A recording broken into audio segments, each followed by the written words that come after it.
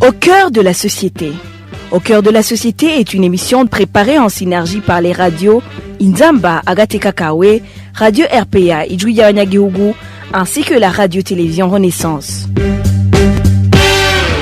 Depuis environ 2 ans, les Burundais utilisent les fertilisants organominéraux de FOMI dans leur culture. Dans le mini-magazine Au cœur de la société de ce 2 octobre 2021, nous avons demandé aux agriculteurs d'évaluer leur production après l'utilisation de cet engrais produit localement. Vous êtes avec Émile Niwasumba, bienvenue.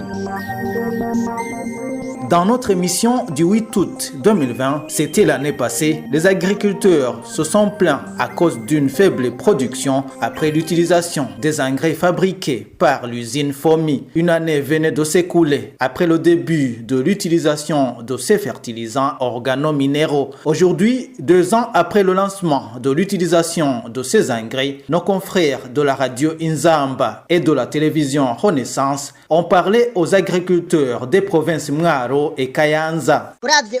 L'engrais organominéral de l'usine FOMI est plus efficace que l'engrais chimique qu'on utilisait auparavant.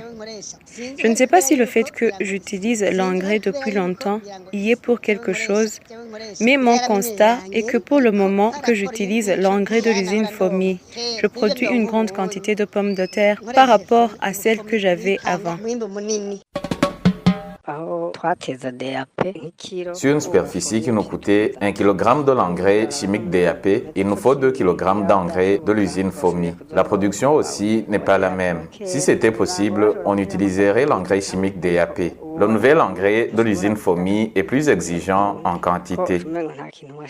Après le lancement de l'utilisation des fertilisants FOMI, certains experts de l'usine FOMI et du ministère de l'Agriculture nous avaient révélé que le gouvernement s'était précipité pour des raisons politiques alors qu'il n'avait pas encore finalisé les analyses, surtout au niveau de la composition. Aujourd'hui, ces experts nous ont dit qu'il n'est possible d'évaluer ces fertilisants qu'au bout de 3 ans au minimum après le lancement de leur utilisation. L'évaluation au bout de 5 ans, c'est encore mieux selon ces experts qui expliquent qu'aujourd'hui, ces analyses ne sont plus possibles comme le gouvernement a unilatéralement décidé de démarrer le projet. L'un des experts de l'usine FOMI nous a également précisé que pour le moment, personne n'est capable de dire que l'augmentation ou la réduction de la production est causée par ces fertilisants organominéraux parce qu'il y a d'autres facteurs à prendre en considération.